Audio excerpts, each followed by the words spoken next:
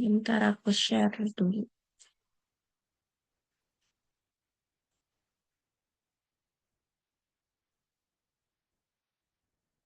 Hmm.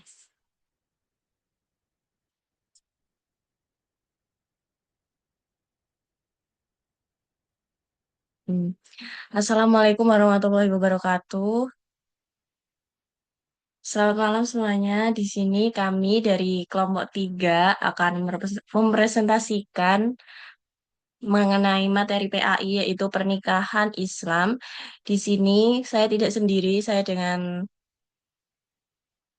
teman-teman saya. Ya, kok nggak bisa di itu sih? Oh, udah. Ada Halda Zahida dengan NIM belakang 015 dan saya Rizky Hermianti dengan NIM belakang 60 dan ada Diksa Sai dengan NIM belakang 45. Yang keempat ada Aulia Putri dengan NIM belakang 87, Rizka dengan NIM belakang 104 dan Vida Nazalia dengan NIM kosong dengan NIM belakang 028. Nah, untuk materi selanjutnya akan dipaparkan oleh teman saya.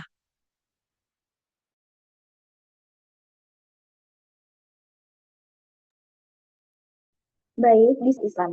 Pernikahan merupakan ikatan perjanjian antara seorang pria dan seorang wanita untuk menyatu sebagai suami istri, bertujuan membangun keluarga yang harmonis, penuh cinta kasih, serta diberkahi sakinah, mawadah, warohmah.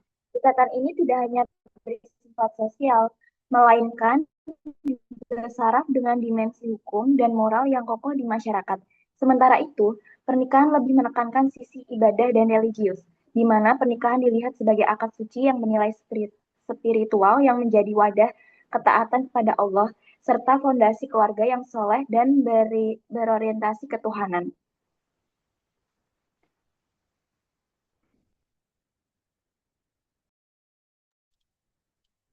Selanjutnya, untuk tujuan dan hikmah dari pernikahan. Yang pertama, tujuan pernikahan yaitu mewujudkan kehidupan yang tenang,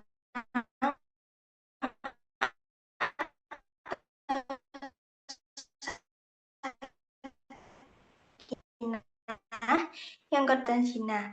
Selanjutnya, hikmah kedua, ketiga menghindarkan dari dekadensi etika, dan yang terakhir melaksanakan tanggung jawab dalam keluarga.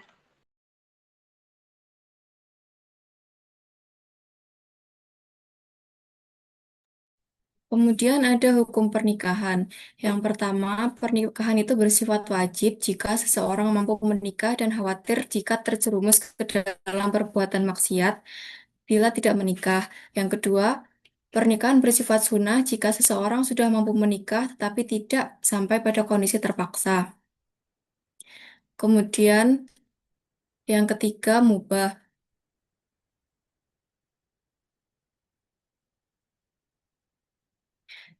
Jika tidak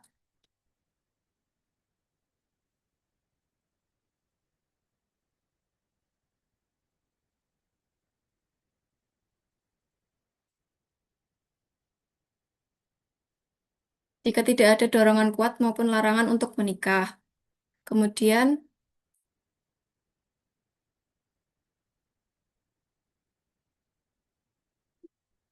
Kemudian yang keempat, pernikahan bersifat makruh jika seseorang belum siap atau dikhawatirkan tidak dapat menjalankan kewajiban rumah tangga. Dan yang kelima, pernikahan bersifat hukumnya haram jika menikah akan menimbulkan mudarat atau ketidakadilan. Misalnya tidak mampu memenuhi hak pasangan.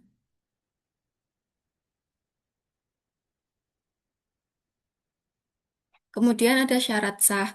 Yang pertama, calon mempelai memenuhi syarat.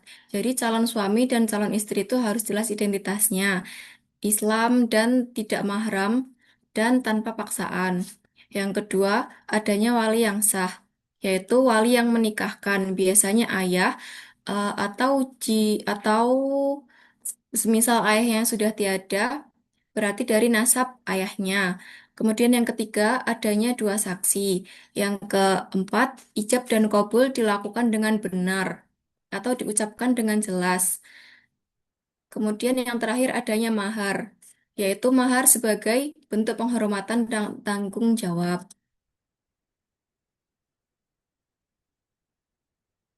Kemudian ada rukun. Yang pertama mempelai pria, yang kedua mempelai wanita, yang ketiga wali nikah, yang keempat dua saksi, dan yang terakhir ijab dan qabul.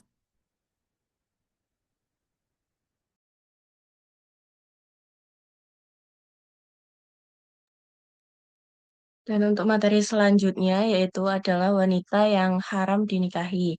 Secara bahasa, kata mahram berasal dari sesuatu yang dilarang atau tidak boleh dilakukan. Jadi mahram adalah orang yang tidak boleh dinikahi. Kemudian secara istilah, mahram adalah larangan pernikahan antara laki-laki dan perempuan berdasarkan aturan syariat Islam.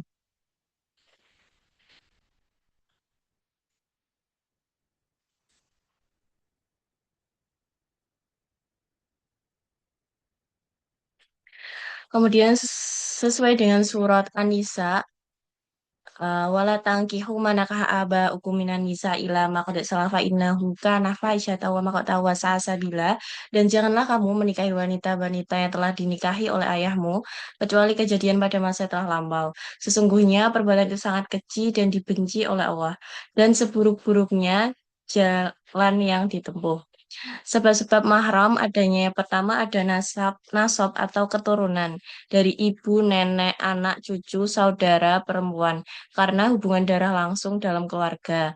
Yang kedua ada persusuan atau rodoah, ibu susuan, saudara susuan, dan lain-lain. Kedudukannya disamakan seperti keluarga kandung.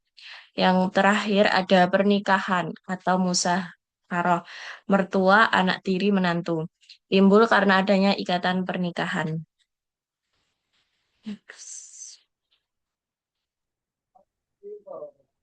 Selanjutnya konsep mahar.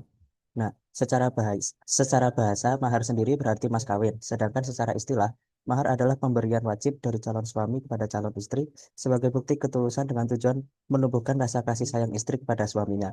Dalam Islam, mahar merupakan salah satu unsur penting dalam pernikahan yang menunjukkan penghormatan dan tanggung jawab seorang laki-laki kepada perempuan yang dinikahinya. Dijelaskan dalam Quran Surat An-Nisa ayat 4 yang artinya, berikanlah mahar kepada wanita yang engkau nikahi sebagai pemberian yang penuh kerelaan. Kemudian, jika mereka menyerahkan kepada kamu sebagian dari mahar itu dengan senang hati, terimalah dan nikmatilah pemberian itu dengan senang hati. Ayat di atas menegaskan bahwasanya mahar adalah suatu kewajiban dalam akad nikah dan harus diberikan dengan tulus. Besar dan jenis mahar itu bisa berbeda-beda, disesuaikan dengan kemampuan suami. Islam tidak menetapkan jumlah atau bentuk mahar secara khusus karena setiap orang memiliki kondisi ekonomi, adat, dan tradisi yang berbeda-beda.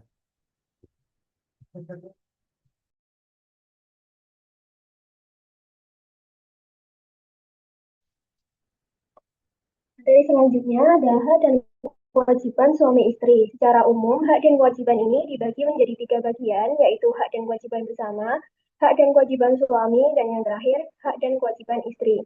Untuk yang pertama, ada hak dan kewajiban bersama. Yang pertama, boleh hidup bersama dan saling memenuhi kebutuhan lahir dan batin dalam pernikahan. Yang kedua, menjadi mahram dengan keluarga pasangan, yang artinya tidak boleh dinikahi. Yang ketiga, memiliki hak waris satu sama lain sejak menikah. Yang keempat, anak yang lahir memiliki status dan nasab yang jelas. Yang kelima, saling mencintai, menghormati, dan setia. Yang keenam, saling membantu dalam kehidupan sehari-hari, baik lahir maupun batin. Selanjutnya, bersama-sama merawat, mendidik, dan membesarkan anak. Dan yang terakhir, sama-sama menjaga kehormatan diri dan pasangan.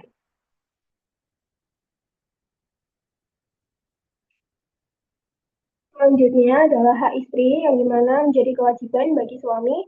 Yang pertama ada hak dalam bentuk materi. Ada memberikan mahar atau mas kawin sebagai hak istri. Yang kedua memberikan nafkah, makan, pakaian, dan juga tempat tinggal yang layak. Dan yang ketiga menanggung kebutuhan lain seperti kesehatan dan kebutuhan rumah tangga. Kemudian yang kedua ada hak non materi. Yang pertama memperlakukan istri dengan baik, penuh kasih sayang, membimbing istri dalam hal agama dan memberi kesempatan untuk belajar.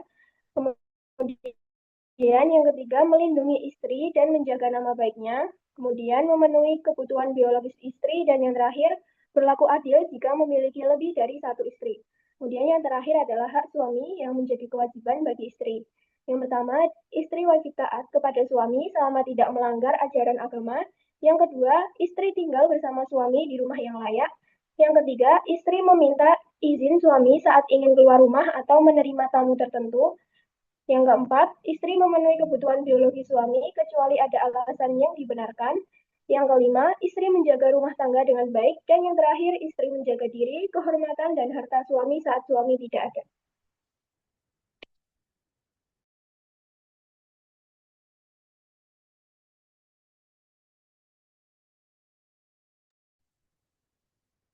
Nah, oke, selanjutnya yaitu ini kami mengambil fenomena yang akan dibahas, yaitu kita ambil dari liputan 6, yaitu santri korban pencabulan hingga melahirkan oleh anak kiai di Tuban dinikahi siri.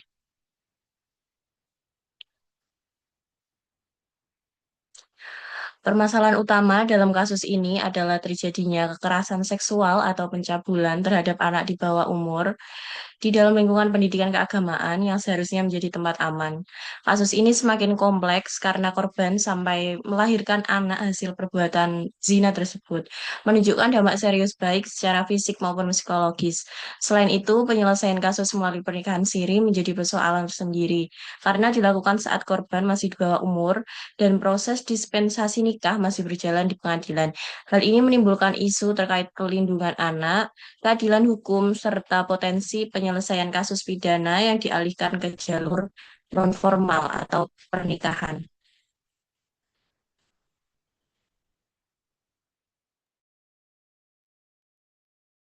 Nah, dalam Islam, suatu pernikahan itu dianggap sah jika memenuhi rukun nikah, yaitu ada calon suami, calon istri, wali, dua orang saksi, dan ijab kabul. Jika dalam nikah siri tersebut semua rukun ini terpenuhi, maka secara hukum Islam pernikahannya bisa dianggap sah. Namun, nikah siri tidak dicatat secara resmi oleh negara, sehingga tidak memiliki kekuatan hukum dan bisa merugikan pihak perempuan maupun anak di kemudian hari. Secara rukun bisa saja sah, perbuatan awal dalam kasus ini, yaitu pencabulan, merupakan dosa besar dalam Islam. Perbuatan tersebut termasuk zina atau bahkan bisa dikategorikan sebagai kekerasan seksual jika ada unsur paksaan. Dalam Islam, tindakan seperti ini sangat dilarang dan pelakunya seharusnya mendapatkan hukuman, bukan justru langsung diselesaikan dengan pernikahan.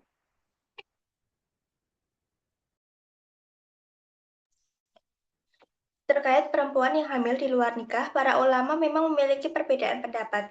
Ada yang membolehkan menikah dengan laki-laki yang menghamilinya, ada juga yang berpendapat harus menunggu sampai melahirkan. Namun yang paling penting adalah adanya taubat dari pelaku. Jika tidak ada penyesalan dan perbaikan diri, maka pernikahan tersebut tetap bermasalah secara moral dalam Islam.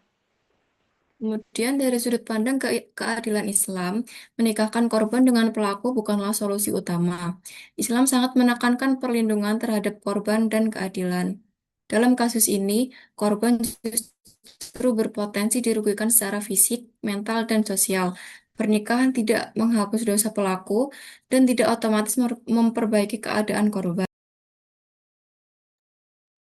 Kesimpulannya, meskipun menikah siri dalam kasus ini bila saja sah secara rukun dan syarat, tetapi secara nilai dan prinsip Islam, kasus ini menunjukkan ketidakadilan.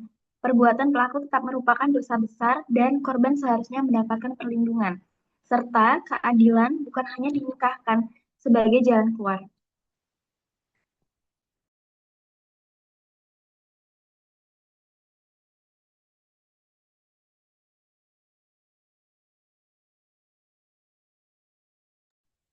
Sekian presentasi dari kelompok kami. Apabila ada salah kata, kami mohon maaf.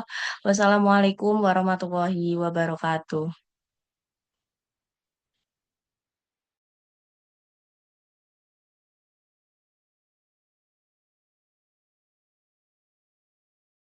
Buka botolnya, Pak. Oh.